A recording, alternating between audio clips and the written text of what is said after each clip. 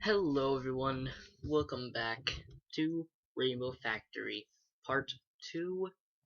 This, I have to say this again, the owner of this fanfiction is Aurora, Aurora, is it Aurora? It is Aurora Dawn, is the writer of this fanfiction. I'm not exactly sure who did the art, but yeah, I don't know who did the art. But whoever did the art, you're a really good drawer and stuff. So congratulations on that. But anyway, we are here for Rainbow Factory Part 2. Let's begin reading, shall we? She glanced at Orion.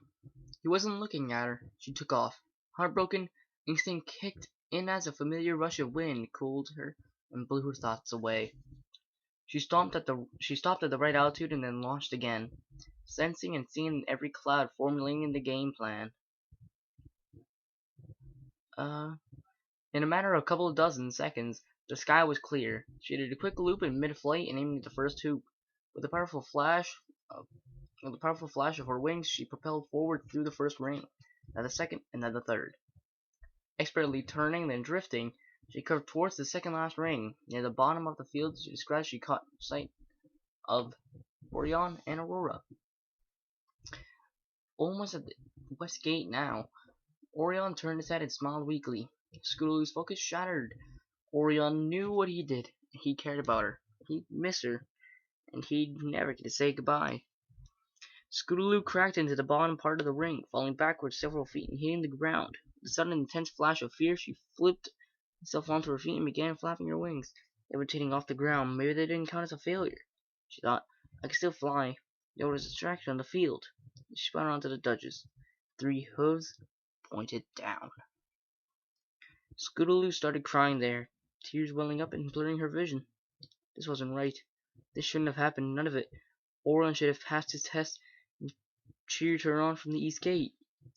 She shouldn't have looked at him. She should have focused on flying. But there was no room for excuses. Defeated, she slowly hovered towards Orion and settled down next to him. She looked at him through her purple eyes. He looked back, offering a smile. You did a good job. Scootaloo dropped her head and sobbed. She then walked around Orion, lifted a wing of her own, and helped Orion walk to the west gate before they stood along on before them. Oh jeez. Before them stood a long unlit hall with only a cheap sign stuck to the wall, notifying test failures to proceed down the hall. They waited only briefly to gather themselves and prepare for what they would be taken, and then all stepped forward together. Let's delve deeper into rainbow philosophy. Far beyond that of Cloudsdale's mythology, it's easy to misjudge that floating city with its allure in decor and social psychology. Against an empty carriage at the end of a lonely hall, there were 3 imposing ponies. Leaning on the discerning and bored horse, one of them happened to look up as a sorry-looking trio stumbled out into the open. They were on the bottom edge of the Colosseum, with the vast rolling hills and plains of Equestria visible far below. Hey boss, we got some damn worthless Pegasuses. The first one called to an even bigger pony on the other side of the carriage. I suppose it's time to get to work, is it? Cool it, Hotshot, there may be more too. No, I was the last student to go, Scootaloo spoke in sobs. Orion could only hang his head. It's... She paused and then breathed deeply, determined to remain as strong as she could. It's just us 3. Aurora's wings. They're broken. She needs help. Ain't that just a crying shame it is? What's it to us? All the better she don't come flying back to us no more. We may have failed our damn test, but that doesn't mean we're not worth keeping alive. Scootaloo shuddered in a flash of rage. She was determined to hold on to as much dignity as she could. Alright, sheesh. Hey, Patches, doctor her up before we head out. I don't want any blood on them seats. I just watched that thing. You other two, in the cut. Orion and Scootaloo hopped into the carriage and got as comfortable as they could on the hard seats, but made sure to leave room for Aurora. As soon as the third of the large ponies finished bandaging her wings, Aurora quickly stepped onto the vehicle and laid down on the bench at the back. Scootaloo inched closer to her and leaned down to talk to his poor as and leaned down to talk to her as the doors of the carriage slammed shut. The boss pony was inside the back, standing by the door, watching each of them. So Scootaloo began quietly, trying not to speak too loud. "You're Aurora. I'm Scootaloo. I'm sorry we had to meet like this." "Any meeting of a friend is a welcome meeting," Aurora spoke gently, with sincerity in her eyes. "We did our best. That's all we can say. That's all any of us can say. Who's to say that the city of the deported isn't a good one anyways?" The thought struck Scootaloo as she considered it. No one has ever told her about where the Pegasi were brought. Most ponies were considered to be some odd land where the zebras hailed from. That made Scootaloo realize something even more profound. Hey, if that's where we're taken, is where's the chorus from? And there's gotta be a way to get it back. It's not as if we're banned from Equestria. Fluttershy, is an old friend of mine. She's a Pegasus who lives in Ponyville. She never passed flight school. She never even took her test. They've never come and taken her away. Exactly, Aurora agreed with a nod. Orion overheard and offered his thoughts. "I think the reason we're sent so far away is because no pony from Cloudsdale ever wants to admit that someone who failed flight school could come from their city. What a fucking horrible place. Now that I think of it, I never want to go back. Maybe that's why no Pegasus ever comes back. They just don't like Cloudsdale." "You're goddamn witless ponies can call yourself Pegasus." Pokes, the boss spoke from the door. He was swaying ever so slightly as the carriage was lifted and moved to an unknown location. "Useless failures is what you are. No pony comes back from exile, regardless of reason. You can't even pass your goddamn test. You three make me sick." Scootaloo jumped from her seat, lifting herself into the air with her wings, and dove legs first at the boss. "You shut the hell up about us. You have no right to treat us like others like this." The boss raised the roof and backhanded Scootaloo out of the air onto the floor. "I can treat you however I want. You hardly classify as ponies to Cloudsdale, or any of Equestria for that matter. Now sit the fuck down and shut up until we get to your destination." "Where are we being taken anyways? Not like you can tell anyone now. And I'm sure as the deliverers you guys should know," Orion cautiously reasoned. "Hell if I know. We hand this courage off to the ponies in suits. Then we get a bag full of coins to keep quiet about the whole thing. It's how it's always been, for 1,000 years." They kept quiet as they waited. The three fillies huddled together again, scared of the unknown. They kept quiet as they waited through the unbearable trip, all lost in their own thoughts. Friends, family, loved ones, and pets. We will never see them again, and some would never find out why. An hour passed, and then another. Finally, the uncomfortable quiet was broken by a sudden lurch as a carriage stopped in its flight. "Ah," Boss smiled. "There's my stop. You ponies play nice now. Have fun wherever the hell you're sent to."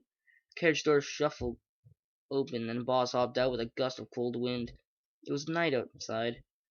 Now, with hardly any light to see at all, Scootaloo stared outside and noticed another figure staring in.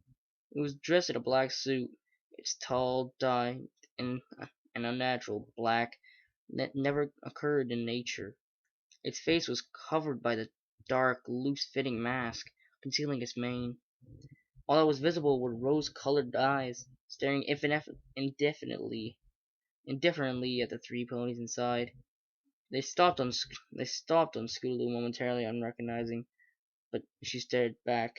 A second passed, a dark pony slammed the door shut, and the carriage took off once again.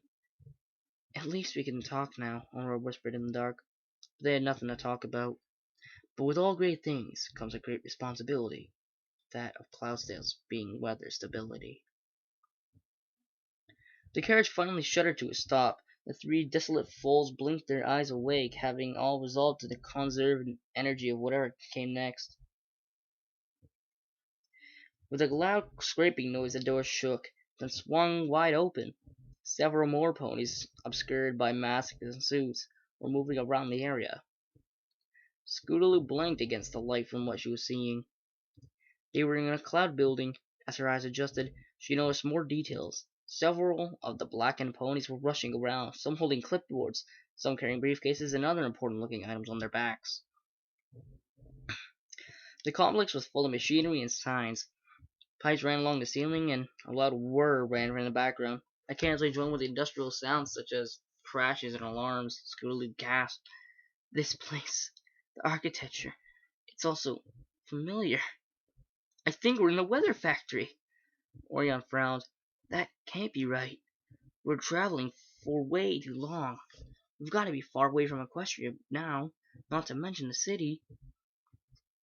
Actually, Scootaloo might be right, Aurora muzzled. I noticed it was maybe the same amount of time from when we left the Colosseum to the place the carriage driver swamped. It was from the swamp place to here. But I don't know. I'm confused. Maybe that's just a coincidence. Welcome, mules, a large and powerful voice commanded. Several of the suited ponies moved to make way for a deep, dark red Pegasus dressed in a white lab coat. You degenerates are probably wondering what exactly you are. Stupid fillies. Or where exactly you are. Stupid fillies. You're in Clydesdale, the Rainbow facility to be correct. Allow me to show you around. What's going on here? Do you expect us to use us as slaves? Because I'd rather be deported, thanks, Scootaloo yelled. Orion and Amora got off their seats and stood behind Scootaloo, nodding in agreement. Like you failures have a choice. You'll be here for the rest of your lives. Oh, I'm sorry. Where are my manners? I'm Dr. Atmosphere. My degree isn't a medical one, I shall assure you. In case you're picturing some dreadful surgery going on behind the scenes. Strange how so many worthless Pegasus get that idea. No, my degree is in engineering. I'm one of the 4 colts in this facility. I'm sure you've had all the tour of the lower factory, no? The 3 ponies nodded slowly, unsure of what was going on. Excellent. Who can tell me where the tour begins? Warren spoke up first. The spectre comes from upstairs and is mixed. Very good. What a pity you're utterly useless to the flock, though. You could have been a smart one. Dr. Atmosphere smiled sadistically and patted Orion on the head. But today we're on the upper floor. Please, follow me, and don't get too far behind, or my helpers will be forced to encourage you. With that, he winked at the suited ponies. With nods, all 3 of them at the rear leaned towards and jabbing each of the Pegasus with tasers, shocking them to the ground. Dr. Atmosphere whinnied in laughter as they all yelped and fell, and continued in a soft chuckle as they all stood up again. Scootaloo blinked more tears from her eyes, and shook herself again, trying to lose the tingling in her nerves. She then turned and looked at each of the suited ponies, catching each of them in the eye when she could. None of them were the rosy-eyed pony from the carriage. Begrunting, she started walking behind the red engineer. You simply must be careful in this department, Dr. Atmosphere began in a tone not like any of the other tour guides on the lower floors. There's plenty of nooks and crannies and vents and vats one could fall into. One must be careful not to hurt themselves. After all, you're all hopeless as it is anymore, so and even we after all, you're all hopeless as it is, any more so we couldn't even use you. He glanced behind him maliciously as the 3 fools frowned in insult. Okay, I think I'm gonna end it there. Hope you guys liked this episode of the Rainbow Factory fanfiction reading. I think we're getting really close to the end. I think we're about maybe 3/4 of the way through the story. It's getting really intense now. Scootaloo, Orion, and Aurora just entered the Rainbow Factory's upper floors and everything like that. So, in the next episode, I believe we might be getting to the part where it gets really interesting for Scootaloo, where something very, very, I would like to say interesting happens for Scootaloo, and she sort of gets degraded. But anyway, I hope you guys liked this episode. Make sure to like, comment, and subscribe. If you like this video, like it. If you like my videos, subscribe. And always remember to comment your feedback in the comment section below. And always remember, I gladly take suggestions on what I should read next. Thanks you guys for watching. See you next time.